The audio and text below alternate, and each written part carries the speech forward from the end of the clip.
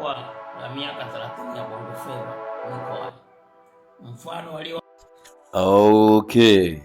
Basi sawa. Bwana, mambo vipi mwana Basic Super TV? Bwana, leo katika habari kubwa ni habari ya mtaalamu Mambaz 24 ambaye anafahamika kwa jina la Dudu Baya.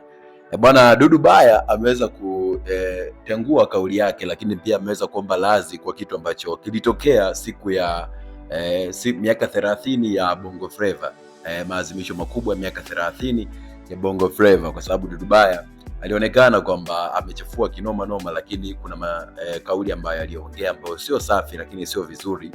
Lakini pia Dudu Baya alisema kwamba hata shiriki katika show za mikoani kwa sababu anabaniwa sana, na hata shiriki katika maadhimisho miaka 30 katika maeneo mengine ya Tanzania. Lakini leo Mambaz 24 ameweza kuongea, ametengua kauli yake, na nakuachia sauti hapo isikilize vizuri. Ameongea nini kuhusiana na hiki? Kikubwa zaidi, usiweze kusahau kutufollow, lakini pia kutusubscribe hapo chini. Mimi ni Tiki Classic wa Basic Super TV. Hadi wakati mwingine, bye bye.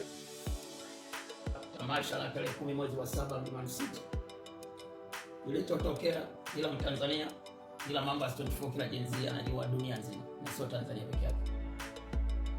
Na nilitoa uamuzi mkali sana ya kwamba show zinazofuata mikoani sitashiriki. Lakini mjue kwamba Mambaz 24 na majenzi wako dunia nzima, na show ile itazama kwenye YouTube dunia nzima na kwenye mitandao mbalimbali ya kijamii. Sasa nilipotoa tamko sitashiriki show za mikoani, Mambaz 24 wa mikoani hawakufurahishwa na hilo, kwa sababu kiu yao ni kuniona kwenye jukwaa la miaka 30 ya Bongo Flava mikoani. Mfano walio Arusha wanataka kunishuhudia jukwani, walio Mwanza, walio wapi ni hivyo. So mimi kama kamanda mkuu wa Mambaz 24, unaweza ukawa mkuu na ukatoa tamko, lakini walio chini yako wakakupa ushauri na ukabadilisha kauli yako.